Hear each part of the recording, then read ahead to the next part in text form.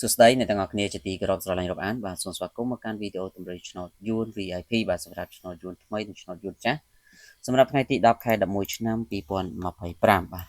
អញ្ចឹងសម្រាប់ថ្ងៃនេះផងដែរលោកយាយរដ្ឋាបងប្អូនយើងក៏មាននៅតម្រុយលេខតូចសម្រាប់ធ្វើការចែកជូនទៅកាន់បងប្អូនដើម្បីសម្រាប់កំសាន្តទាំងអស់គ្នាហើយសម្រាប់បងប្អូន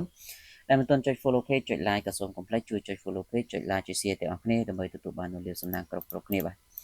អញ្ចឹងយើងចូលទៅកាន់តម្រុយយើងតែម្ដងសម្រាប់ម៉ោង10កន្លះពេលព្រឹកសម្រាប់ឆ្នោតយួនថ្មីបងប្អូនសម្រាប់ឆ្នោតយួនថ្មីព្រឹកនេះគឺពុកម៉ែមីសូមលេខខ្ទង់10និងលេខខ្ទង់9បាទសម្រាប់ខ្ទង់9នេះសូមធ្វើការបូក9គាត់9លេខ ABCD ហើយចំណែកខ្ទង់10វិញគឺយើងយក17 18បាទហើយសម្រាប់ម៉ោង1កន្លះសម្រាប់ឆ្នោតយួនថ្មីលោកយល់ថាបងប្អូនដែលចង់បានលេខបូកប៉ុសបានគឺយើងមានលេខតូច2គ្រាប់លេខ2ប៉ុសសេវាត្រឹមតែ80000រៀលទេបងប្អូនដែលចង់បានលេខសូមបងប្អូនធ្វើការឆាតជួបពេកទាំងអស់គ្នាហើយសម្រាប់ម៉ោង4កន្លះក៏ដូចគ្នាគឺយើងមានលេខតូច2គ្រាប់លេខ2ប៉ុសដូចគ្នាសេវា80000ដូចគ្នាអញ្ចឹងបងប្អូនទាំងអស់គ្នាអាចធ្វើការឆាតមកយកទាំងអស់គ្នាបានវាតម្រូវសម្រាប់ម៉ោង6:35នាទីពេលល្ងាចវិញសូមបងប្អូនពុកម៉ែមីយកខ្ទង់0និងខ្ទង់20បាទ0សូមពុកម៉ែមីបូក0204ធ្វើការបូក ABCD ហើយចំណែកខ្ទង់20យើងយក21 23បាទអញ្ចឹងទីនេះគឺជាតម្រូវឆ្នោតយួនបាទសម្រាប់ឆ្នោតយួនថ្មីនិងយួនចាស់សម្រាប់ថ្ងៃទី10ខែ11ហើយសម្រាប់អ្នកដែលចង់បានលេខល្អ